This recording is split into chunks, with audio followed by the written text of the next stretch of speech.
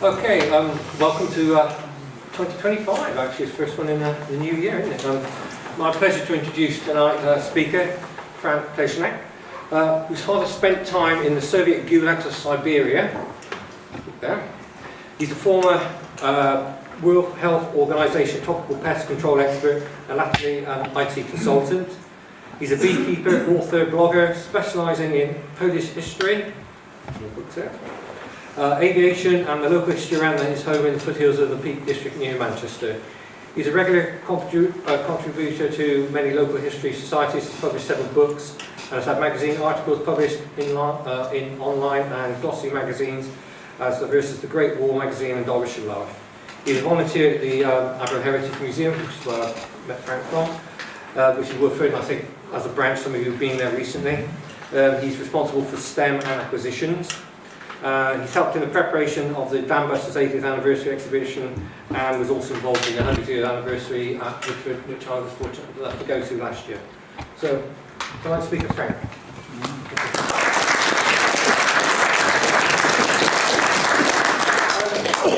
Thanks to Darren for inviting me. It's always a pleasure to be here at this fantastic museum, and for Tony for an excellent meal we've had tonight. So I'm going to talk about the Dambusters, and I know we all know about the Dambusters. It's probably the most famous event of the Second World War. Well, what I would say is that most people only know what they know or what they've learned from this film, which was made in 1955. And as good as a film as it was, still is, it was, at the time it was made, it was bound by the official secrets, and it was given the Hollywood treatment, and it contains lots and lots of inaccuracies. Not least of all in the way it portrayed the death of one of the main people I'm going to talk about tonight. So even in this short clip that I've been sort of had on a loop here, there's five significant, well, what I would call five significant errors. I'm not going to go into them all, but just in that short clip there's five things I picked up. Does anybody recognise where that is? Clare Down, is it? Yeah. You're far too clever, because normally people say Lady Barrett and I say, no, it's not Lady Barrett, it's Derwent. Because at the time this film was made, and it's one of the errors I mentioned, there was no water in the Lady Barrett reservoir because it had only just been completed, yet in the film you see them flying over it. So, Darren talked a little bit about who I was. My name is Frank Pleszak. I live and have lived all the time in Manchester. I've always been interested in aviation. And since I've retired, I've done quite a lot of writing and blogging, and particularly about aviation around the Greater Manchester area. So I've written quite a bit about Lancasters and about the Dambusters, and I'm going to touch on some of these as I go through tonight's presentation. This one in particular is quite interesting. Lancasters that was used by the Soviet Air Force. I'll touch on that a bit later. And this one's quite interesting. It's got a rather peculiar title, The Day a Lancaster Bombed a Lancaster. Sorry, a Lincoln bombed a Lancaster and a meteor shot a meteor, bombing a Lancaster. That I find quite interesting because I'm sure you've all been around the museum and seen this device. What's that? Can you tell me what that is? Okay. That's a Henschel 293, I don't know, what would you call it, an air-launched cruise missile or something? Well, it's bizarrely, after World War II, the British government supplied Argentina with lots and lots of aeroplanes. And of those, there was 15 Lancasters and 30 Lincolns, and obviously you've got a Lincoln in here as well. And in 1955, in September of 1955, so it'll be 70 years ago this year, they had the Argentinian Revolution, the Revolution Libertadora, and these were actually fitted to Lancasters. So there's one, there's a painting of one. They weren't very successful, but they were actually fitted. So those Henschels were taken over to Argentina and developed into what they call the PAT-1, and they were launched from Lancasters. Here's a photograph of one. It's not very clear, but you can see it clearly under the aeroplane. But that aeroplane was actually bombed in that article that I'd written about and written off.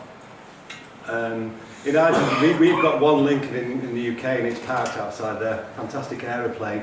In Argentina, they've actually got two Lincolns, but they haven't got any Lancasters. But what I would say is, I would say everybody in here, without exception, has seen a bit of an Argentinian Lancaster. Do you know why that might be?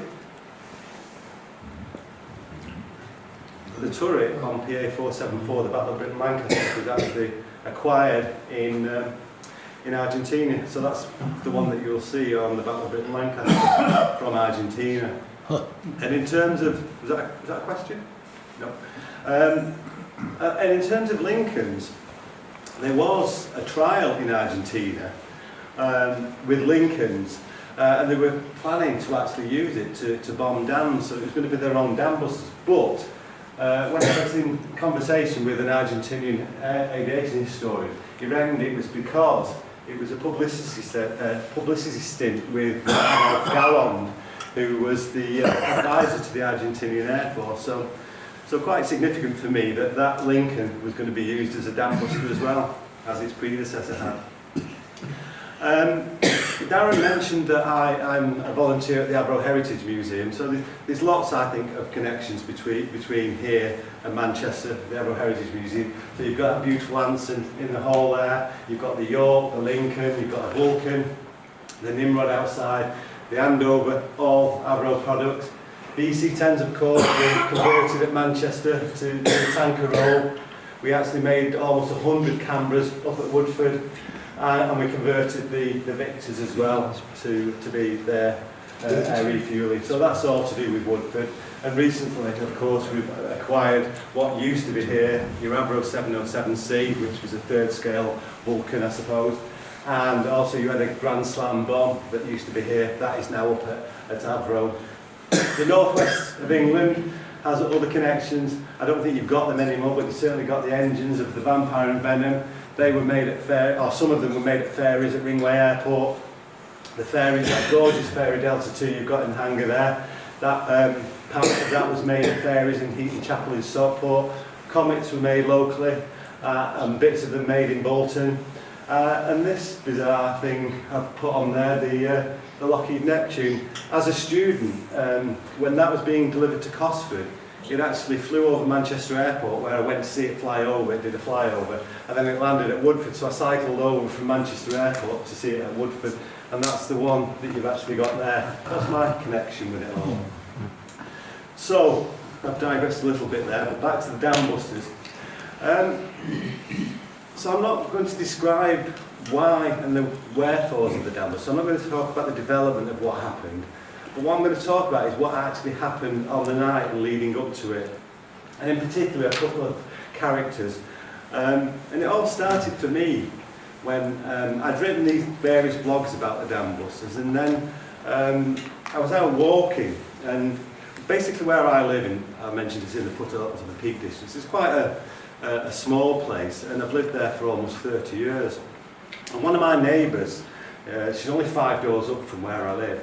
I'd known her all that time just to say hello to. We were both dog owners and our dogs had never ever got on, so we never talked. And then on one occasion, well in fact my dog bit hers quite badly on one occasion, but fortunately she didn't hold it against me. And we were talking when we were out without our dogs, and I don't know how we got to talking about Lancasters, but in the part of the conversation she sort of casually mentioned that her uncle had been a Dambuster and that he'd been killed on the raid. I, of course, didn't believe it at all. But what I realised, the more she talked, the things she was saying, I thought, this is amazing. The depth to which she knew these things, I realised that she knew what she was talking about, and it was incredible. And then she turned up with a pile of documents, and I couldn't believe what I was seeing. It was so important that whilst I had them at my house, I couldn't sleep. I thought, if we get burgled, or the rain leaks in and they get damaged, it was incredible stuff. And that led me to doing a proper research into the Dambusters. So I contacted all the leading authors, I read handwritten accounts of the night. So what I've done is put together the events that happened that night. Sorry, it's so interesting. Could we have the sound up a bit, please? Can we do sound? Is that any better? I don't know. Is that any better? No. Can you not hear me at the back either? We're losing some of the excellent detail. we're going to have to use that because the museum has seemed to have taken away the thingy mics. I'll turn that up a little bit more as well. Is that, can you hear that now? I think it's the same. It's probably I'll have to lean over like this then.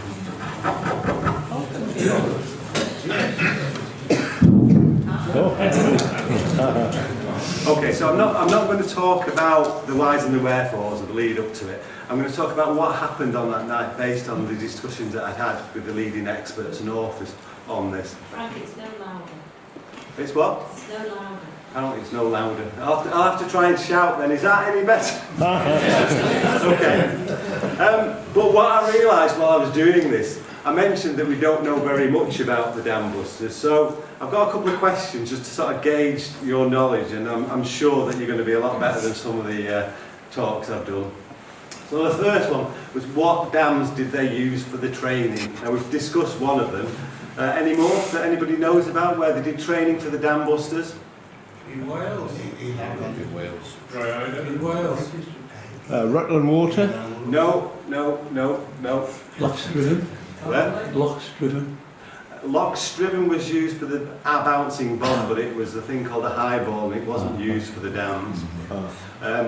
No, the ones in Wales, they actually flew over them, but they didn't use them for training, low-level training.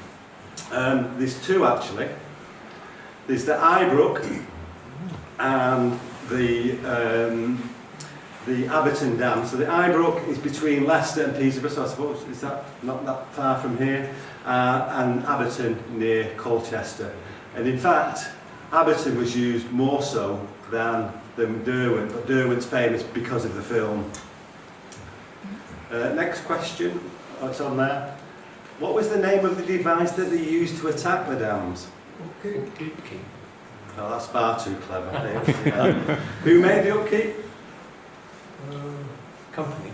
Yeah, our company. Okay. Vickers, absolutely, yeah. Yeah, it was the Vickers 464 upkeep, designed by, as we know, by Bams Wallace. And what about the number of Lancasters that you used on the raid? How many do you think we used? 19. Oh. I'm going to skip these. Yeah, there was 19, they were actually converted to 23, 19 we used. And I'm sure you know lots more names I'm going to expect you to give me. So, but of those 19, 7 crew in the Lancasters, over 133 names. What I would normally say is that we don't know that many names, but I'm sure you do. So, and what about the number of dams that they attacked that night? Three, yeah. Three. 2. Right. Any more? 4. 5. Wow. Oh. There were 7 in the original plan, though 1 was dropped on the day, so they had a target of 6 dams on that night. And we know that 19 Lancasters took part. How many didn't come home? 5. Yeah, it's 8. So of that 8, 7 crew in each, 56 men didn't come home, although 3 did manage to survive the crash, their crashes. So 53 men died that night. And there's lots and lots of misconceptions about the Dambusters. Guy Gibson didn't choose the crews personally. He didn't know most of them. They weren't all experienced crews. In fact, some of them were very low timers, so lots and lots of misconceptions.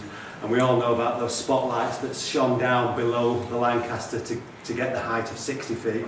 He didn't design them. It was a common technique that had been even used in World War I for judging height from aeroplanes. So lots and lots of misconceptions. And there's lots of areas all around the UK that have some relevance and connection to the Lancasters. I'm not going to go through all of these, but what I will do is come a little bit into the West Midlands and talk about what you've got locally to the West Midlands. So several of the crew came from here. A guy called Eric Ewan, he flew in AJY with a pilot called Anderson. Stephen Burns flew with a guy called Rice. Dennis Powell flew in AJO, that was with a guy called Townsend. And Geoffrey Rice was the pilot of AJH. And then one who we'll hear a little bit more about later, Henry Maudsley, came from Leamington Spa. But also you've got factories around here that were also instrumental in producing Lancasters. You had Austin Aero at several sites. Vickers Armstrong's made Lancasters, as did Armstrong Whitworth. So a fair few connections to the West Midlands with Lancasters, and we're up here to the top corner there in Cosford. So those are your local connections to the Lancasters and the Dambusters. Where I come from, in the northwest, there's quite a lot as well. We talked about the Vickers Upkeep, the bouncing bomb. That was actually constructed by Vickers either in their Barrow factories or in their Newcastle factories. The actual Torpex, the explosive in it, was actually produced in South Wales at Glascoed and actually installed into the upkeeps in Chorley, at the Royal Ordnance Factory in Chorley, so that was all local. And as you know, Lancasters were typically made in sections up at Chadderton in North Manchester. They were transported by road in sections and assembled and test flown at Woodford. So we've got that nearby. And various crew members came from. Jack Marriot I will go into in a little bit. I mentioned at the Chorley filling site, that's actually gone now and it's a housing estate, but all the streets there are named after Dambusters and things to do with the Dambusters. It's called Buckshaw Village now. But I'm going to talk a little bit about the Dambusters that came from the Peak District to the east here. So the Adroke Chadderton factory is up in the north. Woodford is down here in the south. I live in a little village called Mellor on the edge of the Peak District. So the High Peak is this big area in the middle and the rest is the Peak District, and you can just see we're just due west of the Derwent Reservoir where they did that training. And as I say, myself and the lady up the road, we live in that village of Mellor. The Dambusters from the Peak District are Jack Marriot, I'm going to go into. Bill Assel, he was a pilot, he came from nearby, a place called Chapel Frith, a little village actually just to the side of it called Coombs. And then into the Peak District there's another guy called John Nugent, the navigator in AJY. Add a few more faces to this map because they fit conveniently. These were all Dambuster crews. You can see that we've got 7 on there. Of those 7, only 2 of them survived the war, with 3 of them being killed actually on the night. The first guy I'm going to talk about is John Nugent, very briefly. He was the navigator in AJY. He'd been in the educational before the war. He was a maths teacher. He became a navigator and he flew with his pilot next to him there. This is John Nugent on the extreme right, and his pilot, Cyril Anderson. Bill Assel, who I mentioned, who came from Chapel Frith, came from a really well-to-do family. He lived in this big house that's still there called Spire Hollins in the village of Coombs. Before the war, he'd been part of the family business. He'd travelled Europe, spent quite a lot of time in Germany and was fluent in German. He flew Wellingtons at the beginning of the war. He was shot down over enemy territory. And because he could speak so well in German, he was able to negotiate his way back across enemy lines to get to his squadron, for which he was awarded entry into this prestigious late arrivals club, and he also got a DFC for his troubles as well. So that was Bill Astle. Just before I talk about Jack Marriot, I'm going to put a few more faces on this map because they fit conveniently. This guy, Drew Winus, he came from a place called Sale, near Altrincham, and he played professional rugby before the war. And just further north from Oldham was a guy called George Holden. I'll come to them in a bit, but that's when I get to it, that's where they came from, so from around the Manchester area. So it was this chance discussion with my neighbour about the uncle of Jack Marriot that stimulated my interest in the High Peak Dambusters. Jack was one of 6, he was the youngest of 6. His closest sibling was his brother Charlie, who he got on really well. But when he was quite young, his parents had his eldest sister, Floss, moved back into the family home with their daughter, Norma Bradley, who is my neighbour. So that's my connection with the Dambusters, is this lady here. And she got on well with Jack. She almost grew up with him. He was really caring for her. He used to go on walks with her and his girlfriend and one thing and another, and she talked really highly about him. Jack's on this picture. This is he was born in 1920, this is about 1928, and he's in Chinley Primary School there. After school, he went to work in a local mill, his local bleach works called J.J. Hadfield in Chinley. Norma tells me that he was just such a fun guy to be around, always having fun, having a laugh, always, you know, the comic at every occasion. And these are the works out in Sir Blackpool. I think that sort of gives an impression of what he was like. So he worked there after he left school.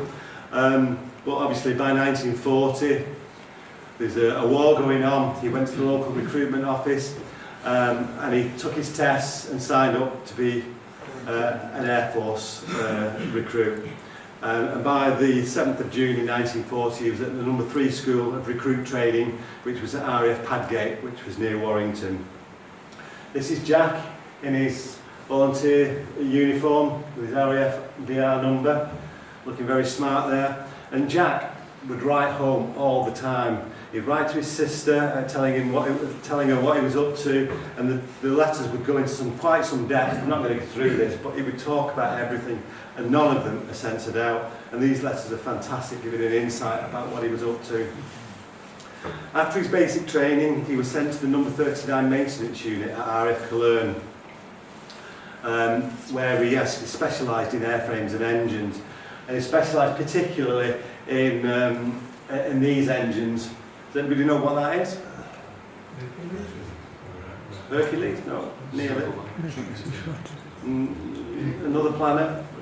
Mercury. Mercury, yeah. It's a Bristol Mercury 9-cylinder radial engine. And he specialised in those at the number 5 School of Technical Training at RAF Locking, which is in Weston-super-Mare. So he specialised in these engines. He actually went to Bristol and did some specialist training and everything on them. And then he was posted to his first unit, which was on these Oulton, his first space training. As the war progressed though, there was a survey apparently of the usefulness of 2 engine versus 4 engine bombers. Earlier in the war, we only had sort of medium twin engine bombers, the Wellingtons, the Wellesleys, the Hamptons, things like that. And they did this assessment of the suitability of 4 versus 2 engines. And you can see from this very, very basic table that 4-engined aeroplanes were a lot more efficient and cheaper than having a lot of twin-engined medium bombers.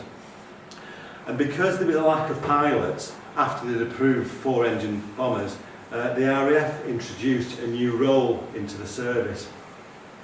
And they encouraged ground crew to apply to be what was known as a flight engineer. So ground engineers were encouraged to be a flight engineer.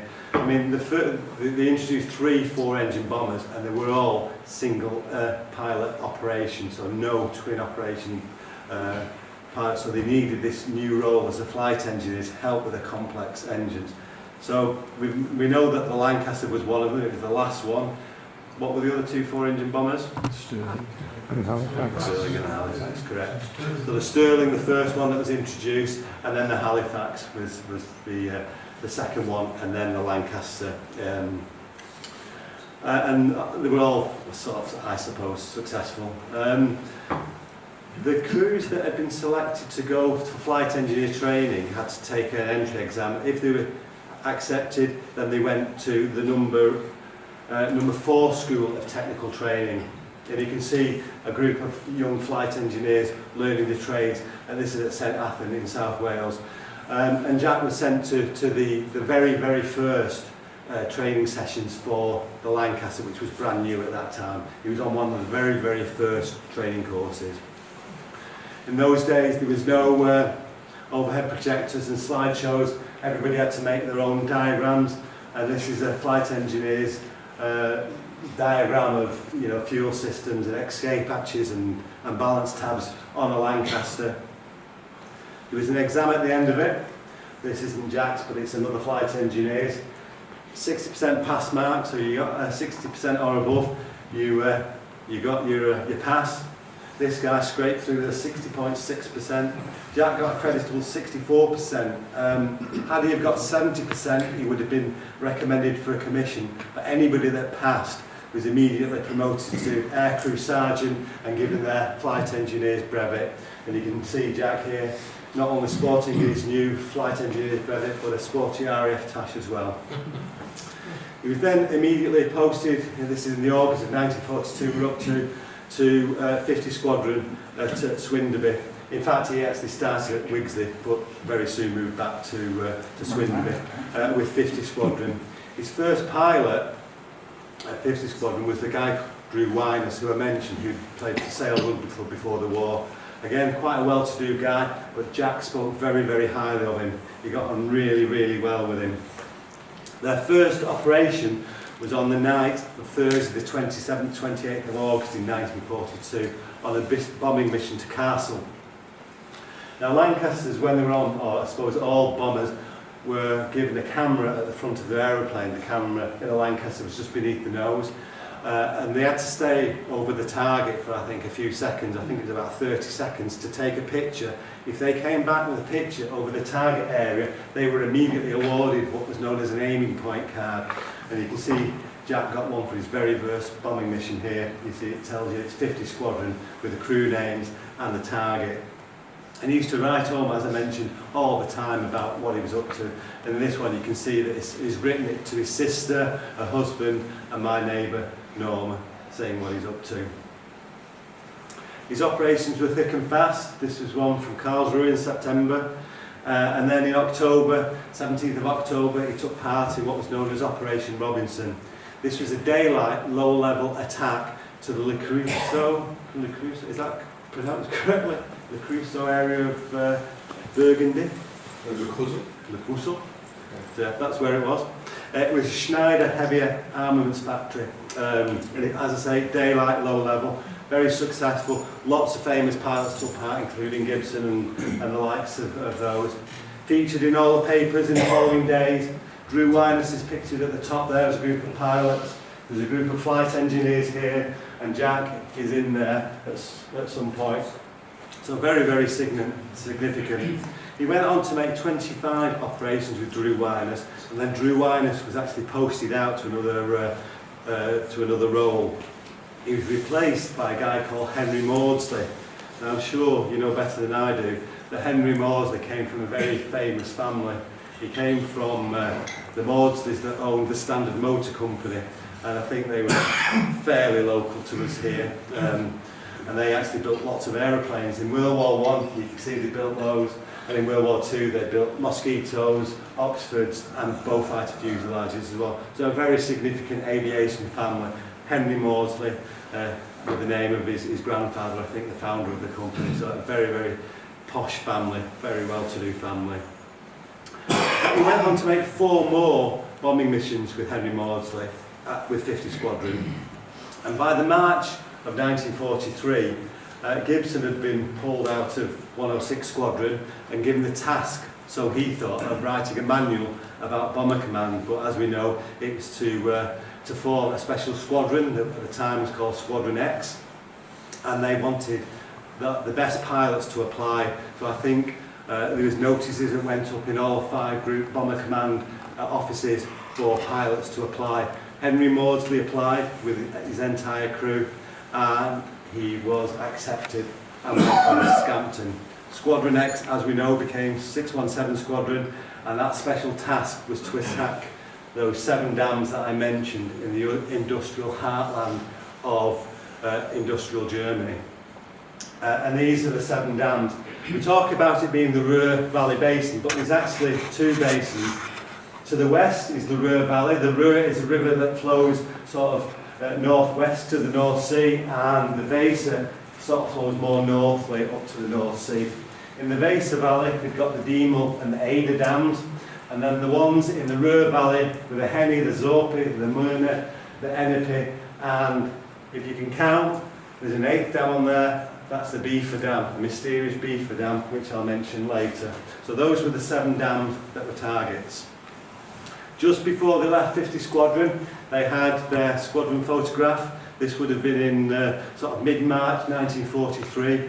And of that, there is 26 members that took part in the Dambuster raid. So 26 members of 50 Squadron ended up going to Scampton. The crews came from all over, 90 of them were British, 13 Australians, 27 Canadians, 2 New Zealanders and a single American, and this is where all those crew members came from. In order to fly with the upkeep, the Lancasters had to be modified. There were lots and lots of modifications to be done. This is an original drawing that we've got at Woodford of those modifications. The main modifications were removing the bomb bay and installing V-shaped calipers to carry the upkeep. Obviously, to save weight, the mid-upper gunner was removed, and various other modifications. There was lots and lots of modifications, but only the main modifications were done at Woodford. A lot of it was done on site by their ground crews. These Lancasters were taken off the production line at Woodford and sent to a special top secret hangar where those 23 aeroplanes were actually converted. I mentioned before the upkeep. Obviously people know it as a bouncing bomb, and what I would say about it, it didn't bounce and it wasn't a bomb. Do you know why I say that? I mean, for pedants I think technically it's a more complicated thing, but a bounce, there is no change in direction, so it skipped or skimmed. Why wasn't it a bomb? It was what? It did rotate. Well, for me, a bomb is a device that is released and it explodes either on contact or on a timer. People say it was a mine, and I say no, it wasn't a mine. A mine is an explosive device that either explodes on contact or in proximity with something. This was a device, an explosive device, that was set to explode at a certain depth beneath the water. Depth charge. So it was a depth charge. Skipping depth charge doesn't sound right, does it? So bouncing bombers stuck, and so if I talk about skipping depth charges, upkeeps or bouncing bombs, I'm talking about the same thing. So it was a depth charge, yeah. The crew of a Lancaster was taught there were 7. Jack's crew, as you can see here, 5 of them were from Britain, 2 of them were Canadians, and those that came from Britain, Jack came from the Peak District, Henry Moseley I've described from Leamington Spa. But for these special Lancasters, those positions changed a little bit. The mid-upper gun was removed to save weight. So in a normal Lancaster, the front gunner was also the bomb aimer, so he had a dual role. And for the Dambusters, the pilot and the flight engineer remained as what they were. The bomb aimer became a second navigator, a special navigator, because they were going to fly at 100 feet all the way from their base at Scampton all the way to Germany and back. He had like a map on a roll that he could roll out. He was looking for high objects, towers, churches, tall trees, pylons. So he's an additional navigator. The mid-upper gunner became a permanent front gunner. The navigator was the guy that judged the height. When they were going over with the light shining below, he would look out a blister on the starboard side of the cockpit and check those lights. So when they came together to form a figure of 8, they knew they were at the 60 feet they needed to attack the dams. But he would have to be out of his seat to do that. The wireless operator, who sat behind the navigator, also had to get out of his seat because the upkeep, as somebody mentioned, was rotating anti-clockwise. So he had a control and a monitor at the side, so he had to get out from his seat, which was normally facing forward, to be at the side to monitor the gauge to ensure it was rotating at 500 revs continuously. So he was out of his seat as well, so 2 different roles for them, and the rear gunner obviously stayed as a rear gunner. They had 2 flights of 10 aeroplanes and 2 spares. So there was initially 22 crews, including Gibson. Guy Gibson, you can see, arrived on the 21st of March in 1943. Jack, just a few days later, on the 25th of March. So these were the names of the crews. But not all crews were up to scratch. We've got number 13 here, Sergeant Lancaster, and number 14, Sergeant Lovell. Well, Lancaster was told that his navigator wasn't good enough. Gibson said, look, you need to replace him. And Lancaster said to Gibson, no, if I get rid of my navigator, you get rid of the whole crew. And Gibson wasn't known for his understanding or his tolerance. He said, right, off you go, I don't want you. And similarly with Lovell, he didn't come up to scratch, so he was replaced as well.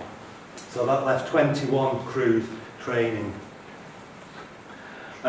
Initially, they didn't have those converted Lancasters. They had 10 standard Lancasters that were borrowed or loaned from various squadrons.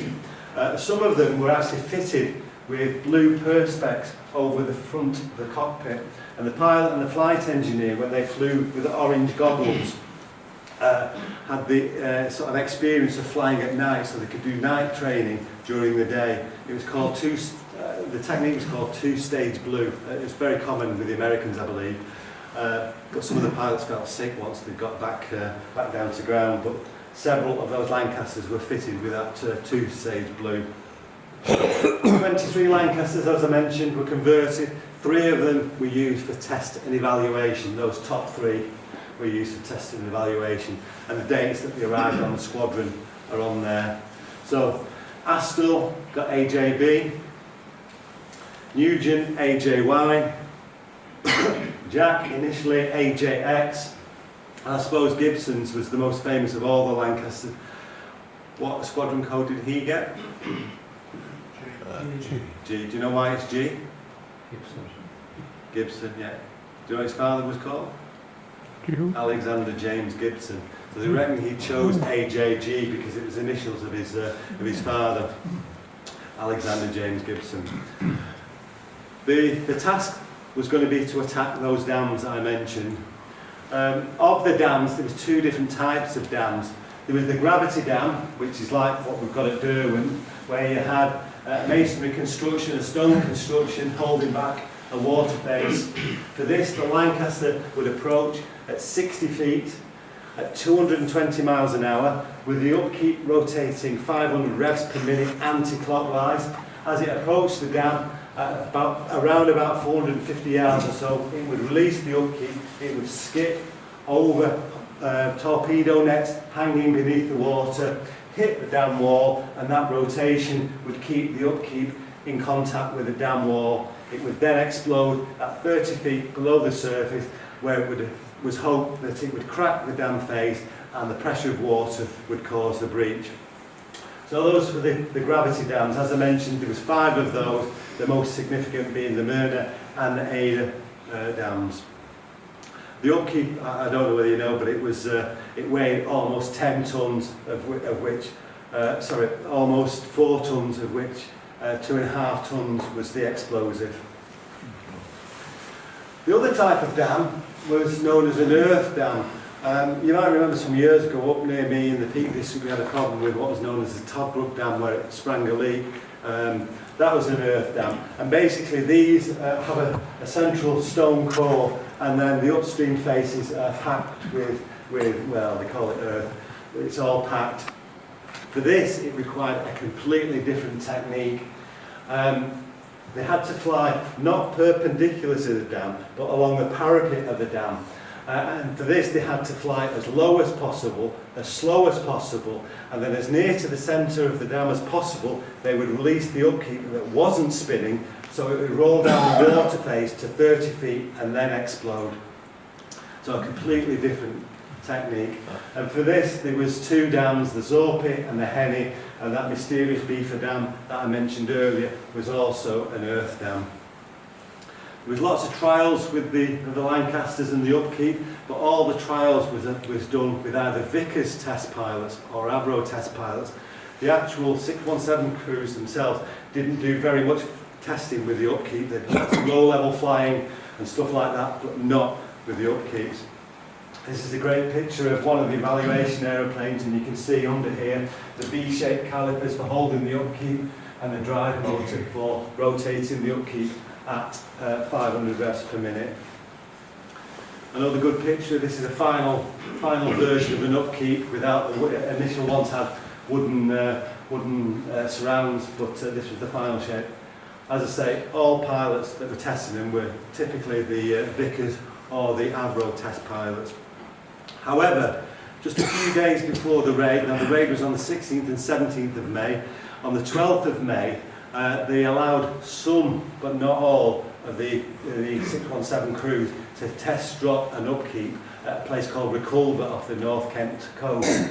This is actually Jack's navigator's logbook, and you can see the first 3 entries are with standard Lancasters, then they get allocated AJX, And then on the 12th of May, they go on this exercise, and then a couple of days later, they're back to a standard Lancaster. So on the 12th of May, several of the crews were off Reculver doing these test drops of the upkeep. This is one of the Lancasters at Reculver. As it approaches, you can see the upkeep spinning anti-clockwise, and as it not bounces but skips or ricochets towards the shore, there'll be a bit of lack of health and safety here. You'll see it in a minute. There's lots of videos of this, and some of them are a lot more frightening than that. The guy waving his arms there was actually Barnes Wallace, and this is Guy Gibson here. So a very significant film. That was a successful drop. The problem was, though, during the day, judging 60 feet was really hard.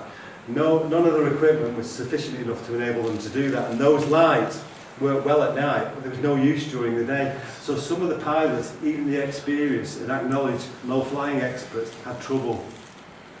This is Henry Maudsley and Jack in AJX, and you can see at the point of release, it doesn't look very high. And as the upkeep hits the water, the plume of water smashes into the back of the Lancaster and causes really significant damage.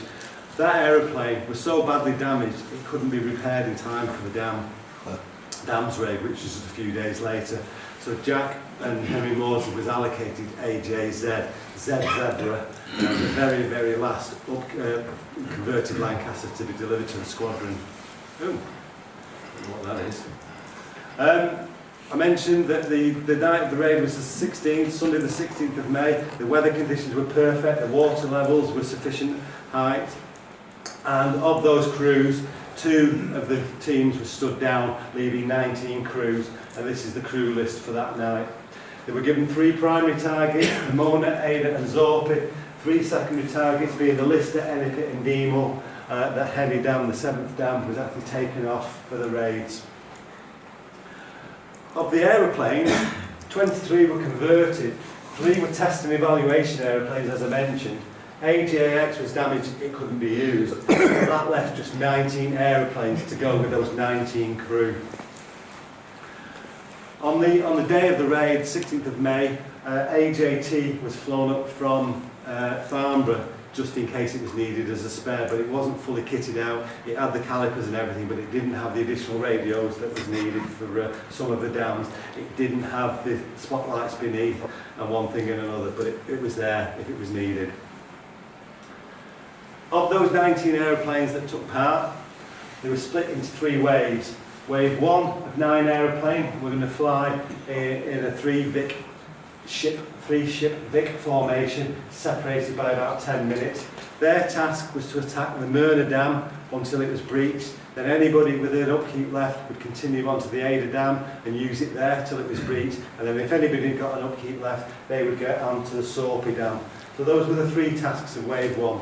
Wave 2 were going to be 5 aeroplanes, and they were going to fly in a line of stern formation, and their sole task was to attack the Zorpi Dam. The names in red are some of the names of your local aircrew that were out there. Wave 3, also 5 aeroplanes that were going to fly line of stern. They were going to get airborne much later than Waves 1 and Waves 2, and they were going to attack whatever dam was deemed necessary, depending on the success or otherwise of Waves 1 and Waves 2. They were given dedicated routes to and from the target. Waves 1 and Waves 3 were going to fly south-east over East Anglia, out over the North Sea to the Scheldt Estuary, through Holland, into Germany and onto the dams. Waves 2 was going to fly due east to the Frisian Islands, down through Holland and meet up in Germany around about the same time as Wave 1 arrived there.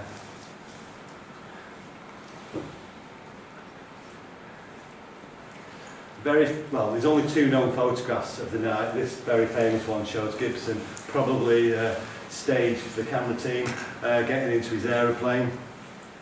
Flying panel, the flight engineer like Jack would have all the controls on the right, but he had a panel behind him on the starboard side of the fuselage with a load more controls. So he had to manage both sets of controls throughout the flight. I'm told that most flight engineers would prefer to stand during all operations. They didn't even have a proper seat. They had this little bit of a fold-up seat and a canvas strap. No security, no harnesses or anything for them. So quite a dangerous operation. I'm going to step through now what happened that night. There's a bit of a dashboard so you can see what's happening to the 19 aeroplanes. Sunday the 16th of May, they had all the briefings in the afternoon. They were due to take off around about 9 o'clock in the evening. They were going to be led off by wave 2 actually, because it was a slightly longer journey, so they were going to take off first. And they were going to be led off by a guy called Munro, one of the New Zealanders.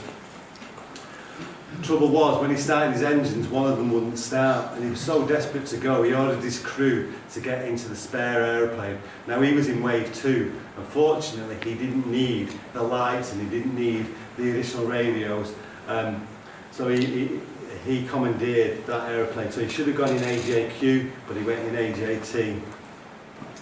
Wave 2 eventually get airborne just around about 9:30. And they led off, not by Munro, who should have led them off, by Barlow in AJE. And this, the only other known photograph that night, is believed to be Barlow on takeoff. It's been heavily censored, but it is believed to be Barlow when he's taking off. We're now at 11:15. Wave 3 are all airborne, with Gibson leading off wave 1, almost approaching the Dutch coast. Wave 2 approaching the Dutch coast further north with Munro behind, McCarthy, not Munro, McCarthy trying to play catch up. Then we're now just about 11 o'clock. The weather conditions, which had predicted a fairly light wind, was inaccurate, and it had pushed wave 2 further south than they were anticipating. So rather than fly over the sort of relatively undefended island of Leland, it had pushed them over the island of Texel. Byers in AJK is immediately hit by flak. His aeroplane bursts into flames, it crashes into the sea, the upkeep explodes, and sadly all 7 crew members are killed. Alongside him, Munro in AJW, he's also hit quite badly, and he circles round to assess the damage. And while he's doing that, behind them, Rice in AJH has obviously seen what happens, so he pushes his nose even further down. Remember, he's flying at 100 feet. As he pushes his nose down, the upkeep hits the water, it rips off, smashes into the back of the aeroplane. He manages to grab control of the aeroplane, but he's got no option to turn for home. At the same time, Munro has realised he's lost all his navigational equipment, he's lost his radios, and he's got a gaping hole in the back of his aeroplane, so he's got to turn for home. So almost immediately, wave 2 are down from 5 aeroplanes to 2. We're now at quarter to midnight. Gibson flies through Holland, and as he arrives over Germany, the flak is a lot heavier than has been forecast. He breaks radio silence to advise all the other aeroplanes to be wary of that area. His wingman Hopkinson is hit and loses an engine, but he decides to continue.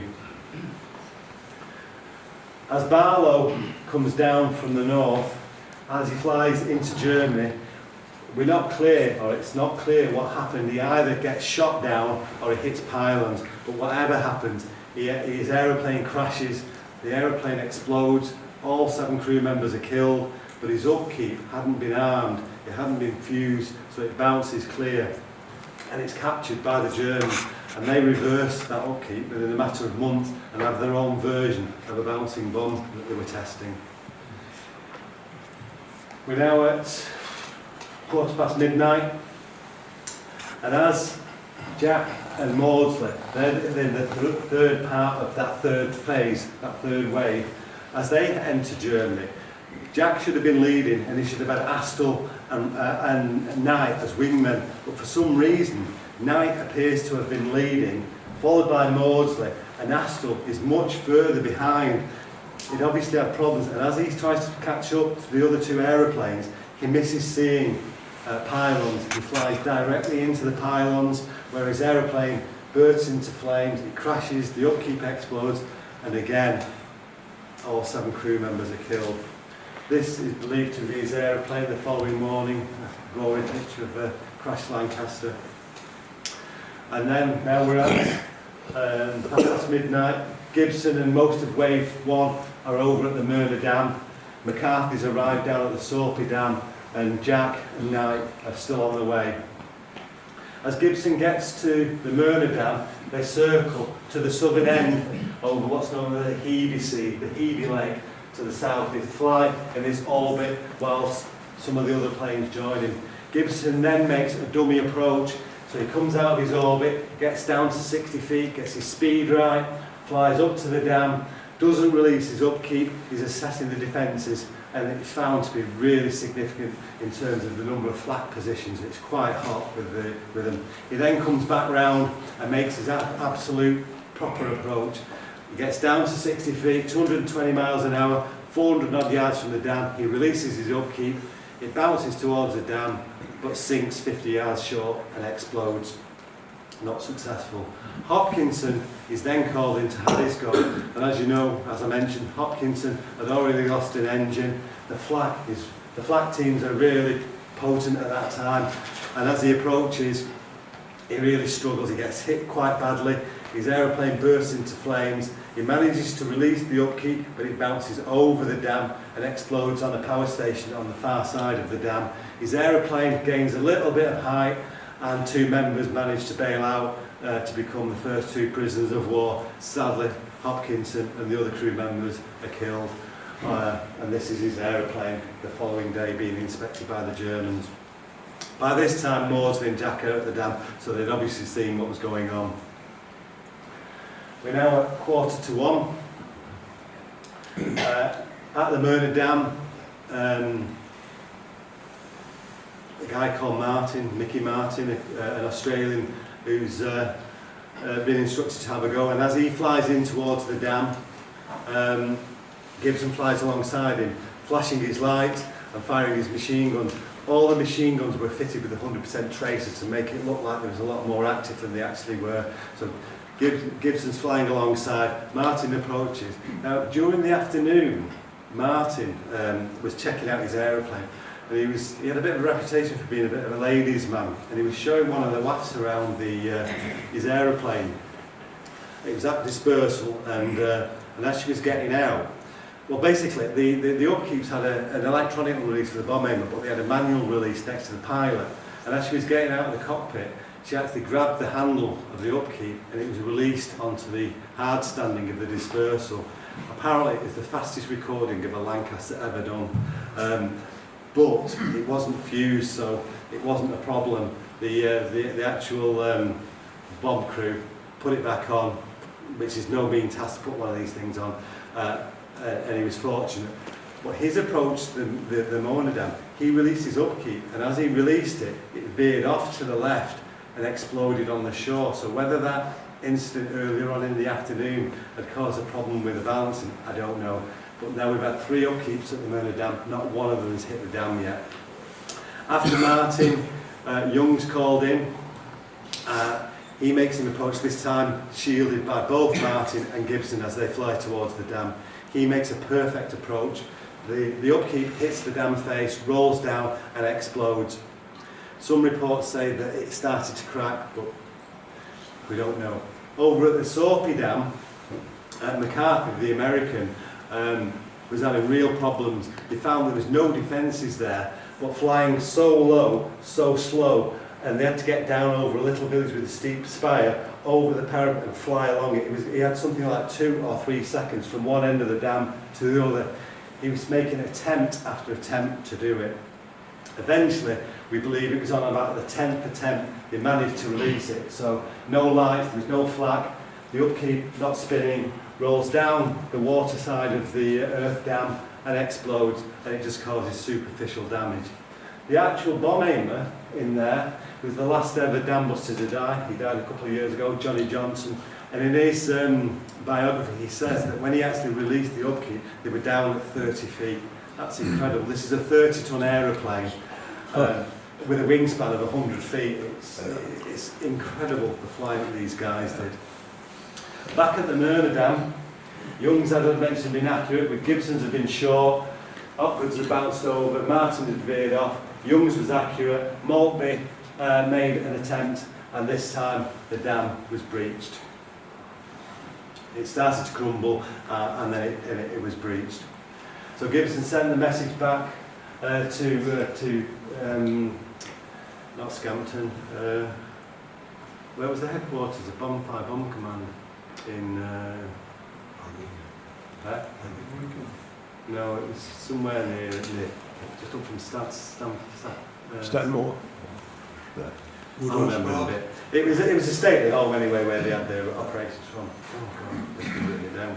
Anyway, so they send the message back that the dam had been breached. He instructs those still with an upkeep to continue on to the Ada Dam, including Dingy Young, who'd actually released his upkeep. Maltby and Martin were sent home. And by this time, Wave 3, following the same route as Wave 1 earlier, are airborne and heading to the Dutch coast. 1:30, all the aeroplanes have arrived at the Ada Dam. The problem was, getting there was quite difficult. Flying across Holland and Germany to the Mona Dam had been, I say simple, it had been fairly easy. There was big cities, big rivers, big canals to follow, but going between the Mona Dam and the Ada Dam was much more difficult. There was valleys and little villages, very few lights. It was a real difficult thing to do. They actually went individually. Gibson arrived first at the western end of the Ada, which is this snaking reservoir. So he followed it around until he eventually finds the dam at the eastern end. And he circles 1,000 foot above the actual Ada reservoir, above the village of Baalbek there. And initially, none of the other aeroplanes join him. So again, he breaks radio silence and says, where are you? Shannon, in AJL, says, I'm here, I'm just about to release my upkeep. But he'd actually lined up on a smaller dam further to the west, this Rayback Dam. So he's completely in the wrong place. Gibson sends up the flare, and within minutes, all the other aeroplanes join him, circling at 1,000 foot above the village of Baalbek. The problem here was the terrain was so difficult. There were steep-sided hills all around it, and just before the actual dam itself was a spit of land that stood up right in front of the path that they were going to take. It had steep sides and tall trees, very, very difficult terrain, but no flat. There was no flat whatsoever. So what they had to do was fly down a valley at the side of the village where there's a castle on the corner, get down to 60 feet, avoid that Hammerberg spit, get over it, get back down to the 60 feet, the right speed and everything. So difficult to do. Shannon makes several attempts, possibly up to 5 attempts before Gibson says, look, take a break, I'll get Henry Maudsley in Zebra to have a go. And this is how it's displayed in the film.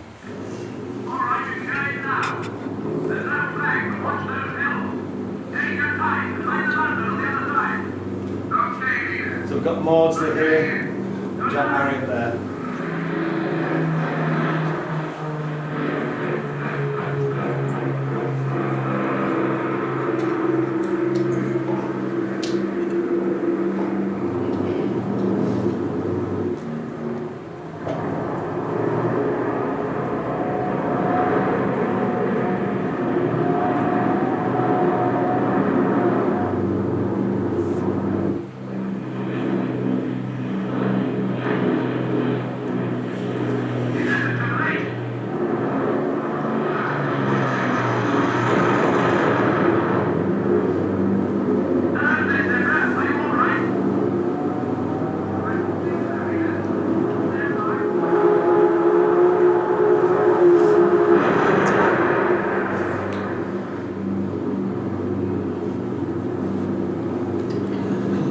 So that's how it's displayed in the film. That's not what happened. Something clearly went wrong.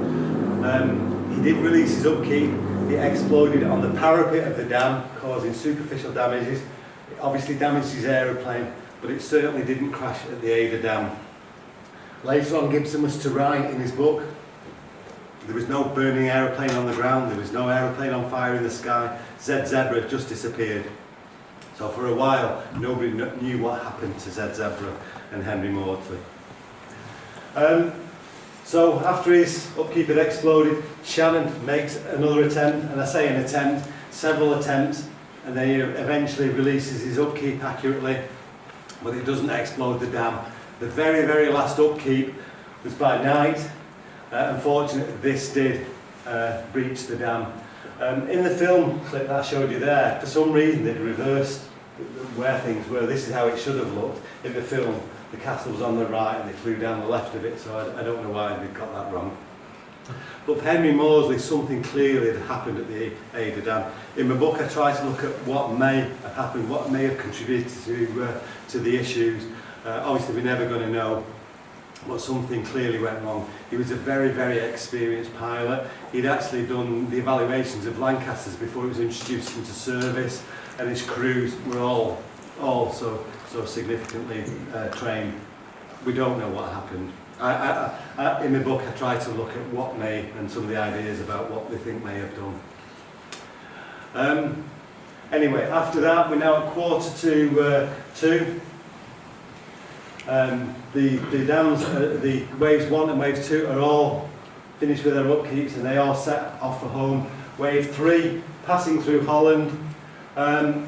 AJS, a guy, a pilot called Burpee, is dazzled by searchlights and he flies his aeroplane into the ground, killing all 7 crew members. So yet another aeroplane is lost. And just before 2, the message goes back out that the second dam, the Ada Dam, has been breached, and the message goes back to, I want to say Stockley Park, but it's not Stockley Park. Anyway. So all waves 1 and wave 2 are now on the way home. We're now at 2:30. Townsend in AJO is ordered to attack the Enipe Dam. Brown in AJF and Anderson in AJY to attack the Sorpy Dam, and Otley in AJC to attack the Lister Dam. But sadly, Otley had strayed over the very heavily defended town of Ham and is shot down in flames. The aeroplane exploded and the rear gunner is thrown clear, and he becomes the 3rd prisoner of war. But the other 6 sadly are killed. Jack's aeroplane, Z Zebra, flown by Maudsley, had obviously struggled on his way back.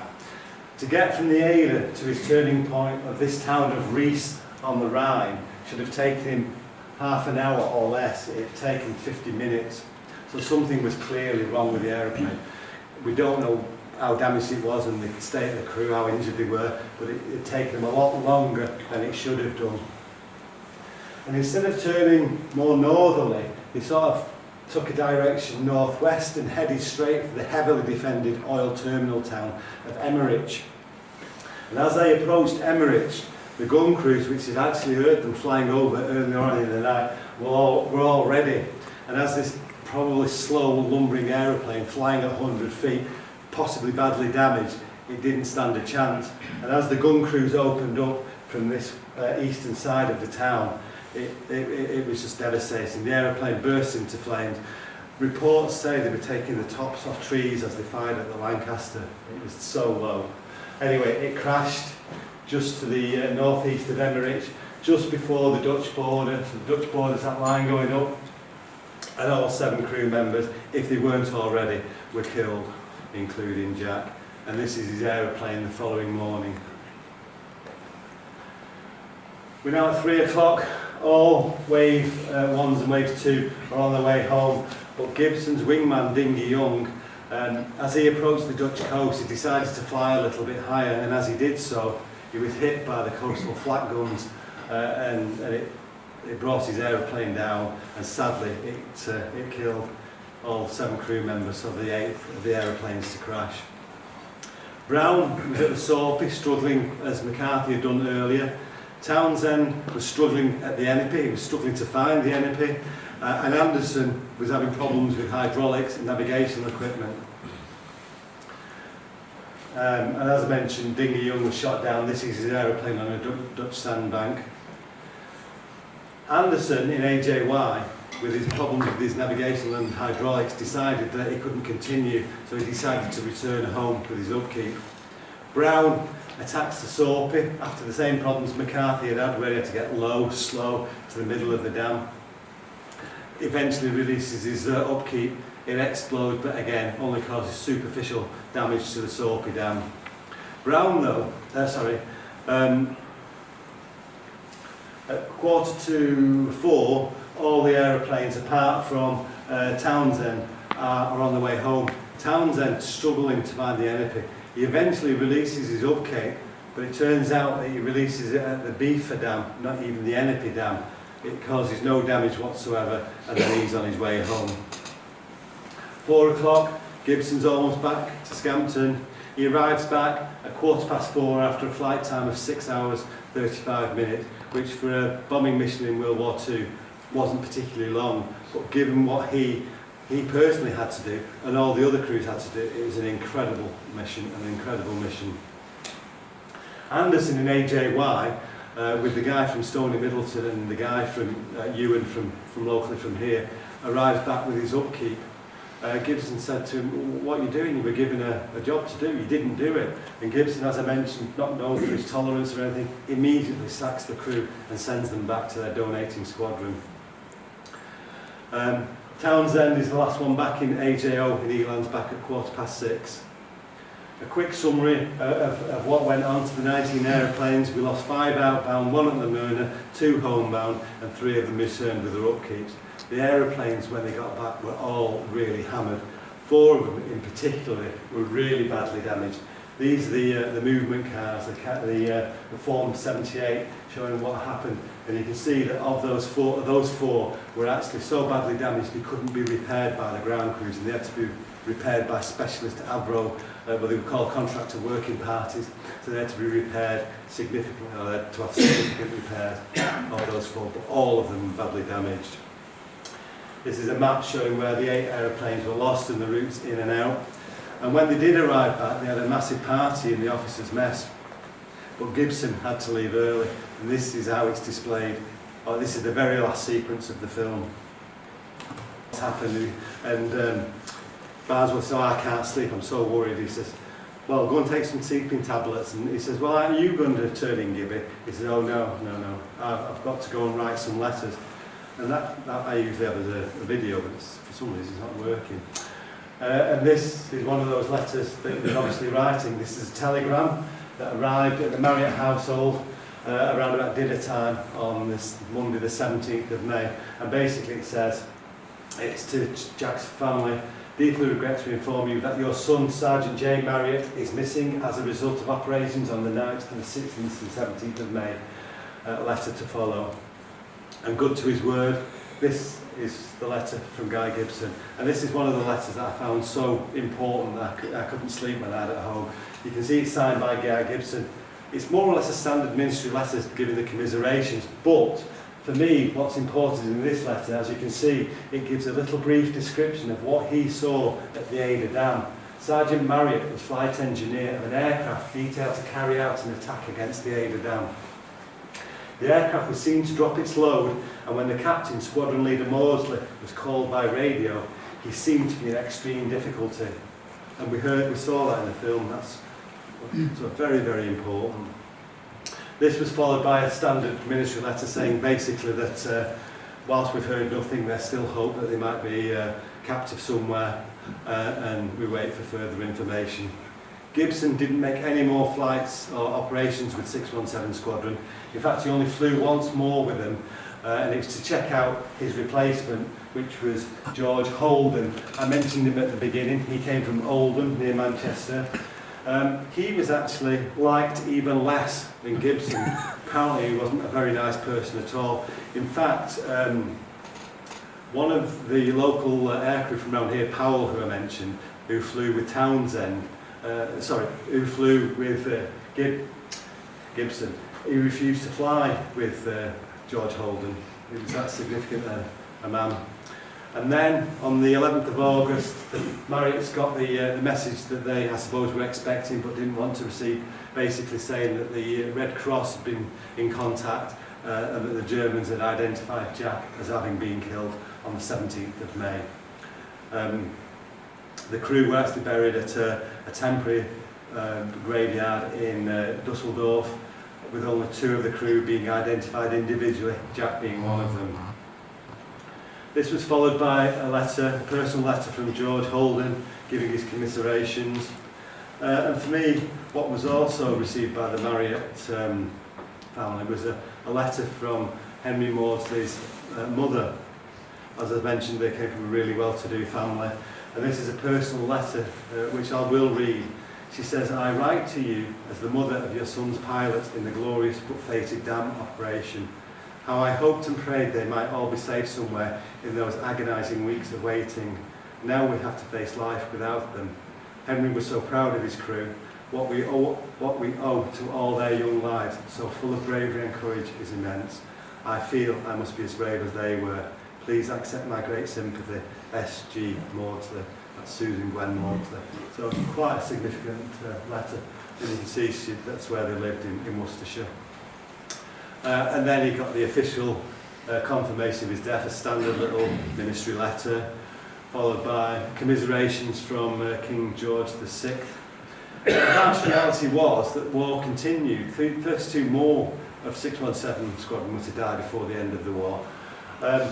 On the 30th of August, just a couple of months later, 617 Squadron moved from the Scampton base to Coningsby. And then on the 15th of September, Maltby, who you remember was successful in breaching the dam, was killed whilst he was on a raid to the Dortmund and Ems Canal raid.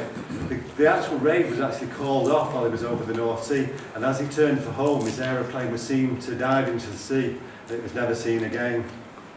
The following day, 16th December, the raid was back on. This time, Holden, with Gibson's crew, including Powell, who'd flown on another crew, Knight, Dibble and Wilson, who'd stood down on that, they were all killed. It was known as the blackest day for 617 Squadron. So that was on the 16th of September. On the 23rd of September, Anderson, the guy that was sacked from the squadron, he was back with 49 Squadron, was killed on a raid to Mannheim. And then on the 21st of December, Rice, who'd actually turned for home, was killed on a raid to Liège. Rice actually survived that. His crew members were all killed, but Rice actually survived. He ended up in Starling 3. Does anybody know what Starling 3 is? Or was? Escape. That's where he was.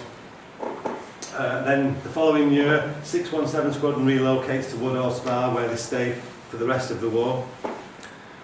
Then in the July, Gibson, who had actually been on a publicist tour of America, comes back. He flies in a Lancaster on a jolly for the first time. His pilot that he flew with was Jack's original pilot, Drew Wyness, who came from Sale. The following month, actually, Wyness was posted to 617 Squadron.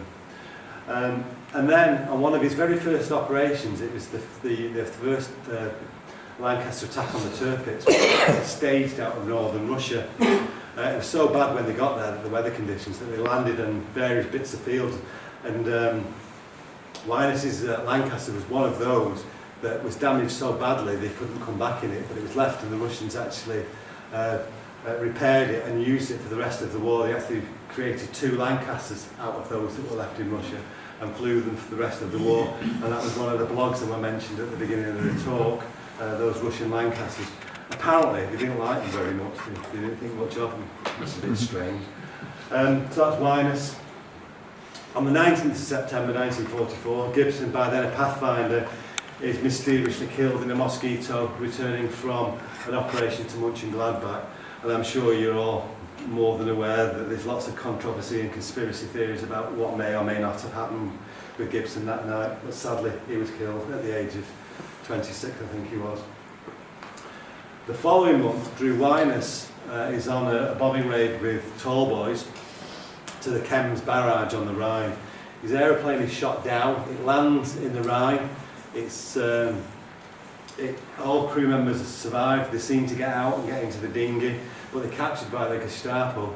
They take them away to a local church, they interrogate them, and then they bring them back, and then they shoot them all and throw them in the Rhine. The guy that was responsible was actually captured after the war, tried for the crime, convicted of murder, but sadly he escaped to South America, so he never suffered it. But very sad story there from Drew Wyners. He's the guy, if you remember, was Jack's first pilot. A bit of a summary about things. I'm not going to go into this other than say that there was lots of medals, nothing posthumously though. All medals were for people that took part on the raid. Why they all didn't get medals, I don't know. And particularly the flight engineer for Townsend, I think I'd be a little bit peeved if I was him and not getting a medal when the rest of the crew did. So yeah, VC, a single VC, 5 DSOs, 10 DFCs, 4 with bars, 2 CGMs and 11 DFMs. Jack did get a medal though, not for the Dambusters raid, but he got one for his time at 50 Squadron. He was awarded a DFM, Distinguished Flying Medal. His citation stated that it was for his efficiency and enthusiasm for operational flying and his determination in helping to hit the targets. So at least he got a medal. I mentioned that he was temporarily buried in Dusseldorf.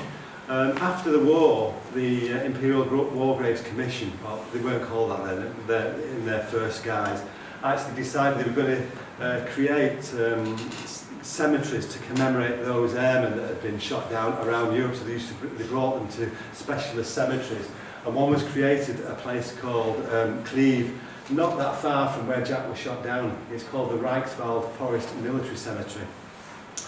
And Jack, because he'd been identified, had a separate grave. By that time, Maudsley had also got a separate grave, but the rest of his crew were put together in a single grave.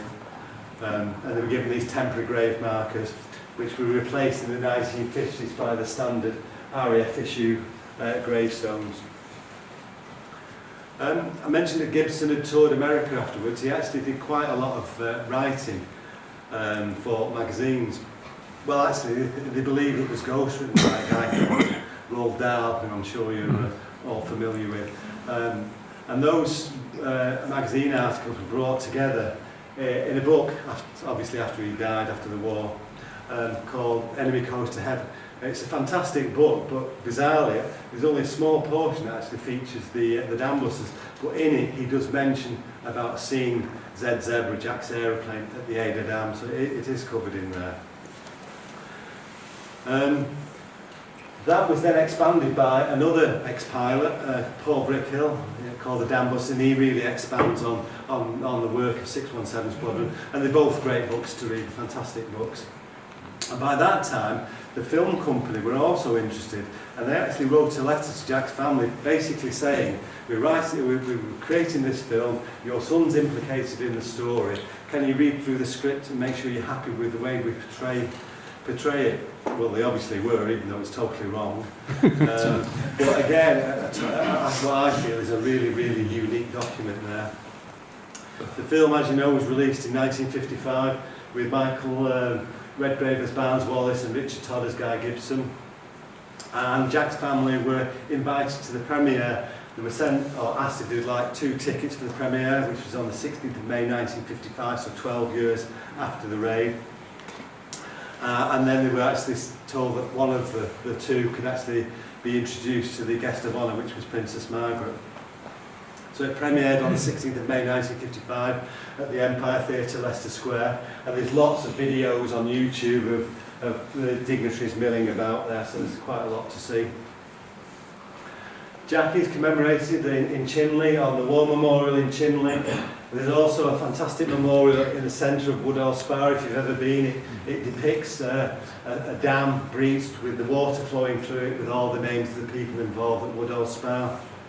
Jack's DFM has actually been loaned to 617 Squadron, which is still an operational squadron at, I think they're at Marham, yeah. He also features at the National Memorial Arboretum, and this is Norma, my neighbour, visiting that, and you can see Jack's name is inscribed on there. And of all the Dambusters that were actually shot down over mainland Europe, they were all given a commemorative stone, except Z Zebra. And a couple of years ago, in the field where the Lancaster crashed, this mysterious cross, commemorative cross appeared. It clearly depicts the event. It's got the registration of the aeroplane, ED937, the squadron code AJZ. It's got the date, the 17th of May, and the 7 red poppies to commemorate the pilot. But nobody knew who had done it or why. And all the local media and television stations set out on this big campaign to try and find the person or persons that had done it. And eventually they found that it was a Dutch pilot from just across the border who had actually done it himself, because he believed that the aeroplane had crashed in that field so it didn't hit his village, causing lots of civilian casualties, which, had it been true, was a nice story. But by the time they actually discovered this, a permanent memorial had been planned, and that was opened on 17th of May 2019, so 76 years after the event. It was organised by this German historian Marcel Hahn and a British historian called Mark Welsh.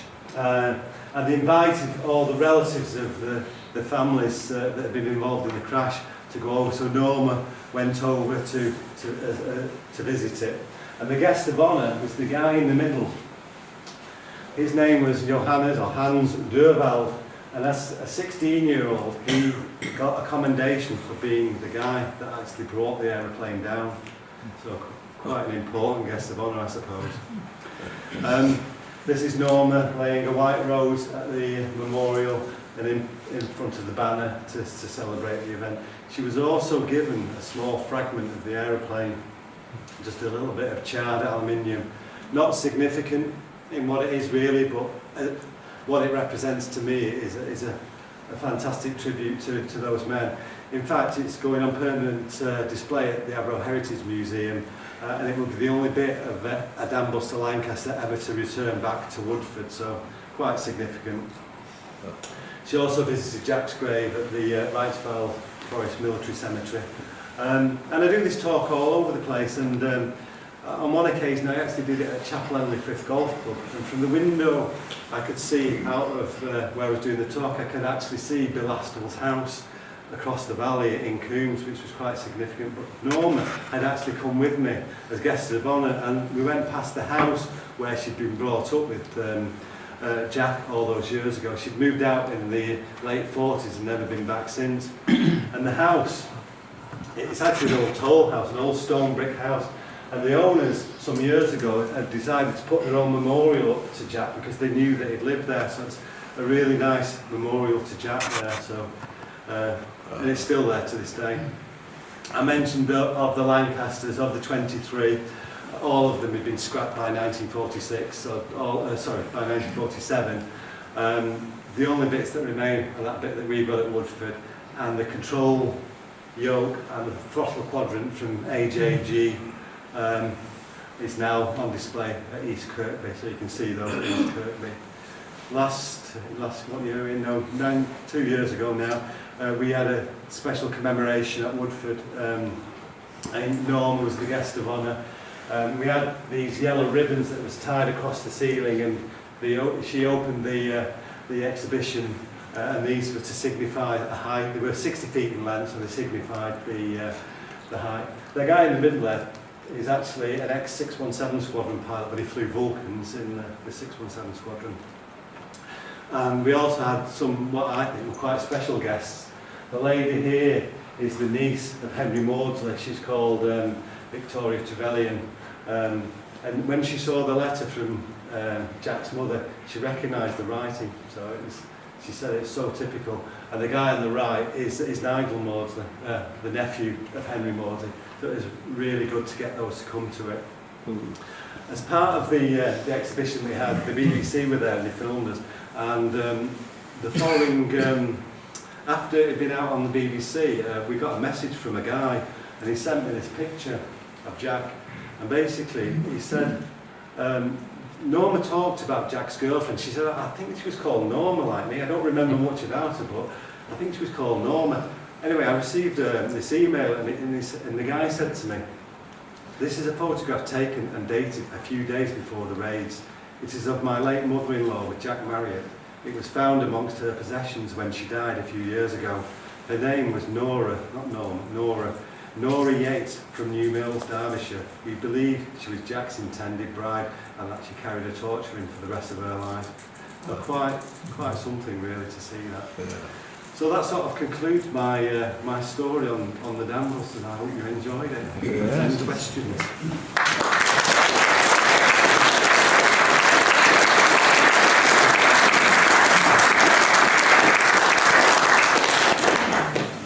Nothing too difficult. That. Is it Bletchley Park you're thinking of? So it's in. Is it Bletchley Park you're thinking No, it was some.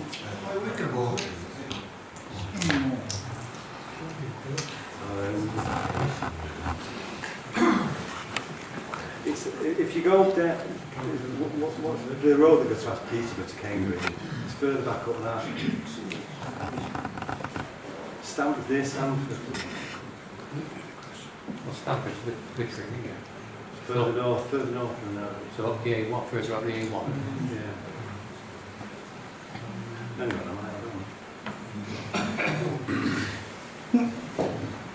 I can find it, I know how to do it.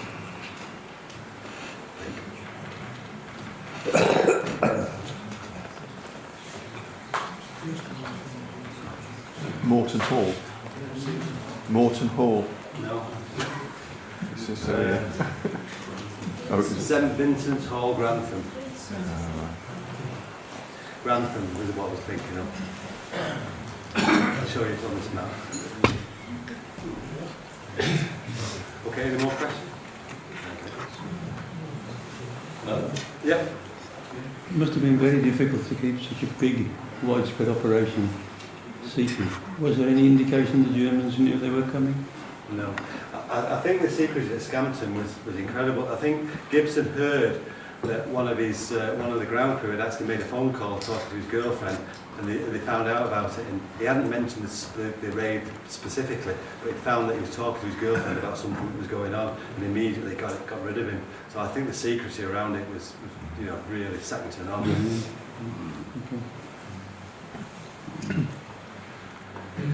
Yep. Wave 2 was only tasked with attacking the Sorby. Yeah. They carried an upkeep bomb, which was designed to skip over the nets and to roll down and explode 30 feet underground. Yep. Neither of which aspects were present at the Sorby. Why did they not simply use conventional high explosive bombs for the Sorby?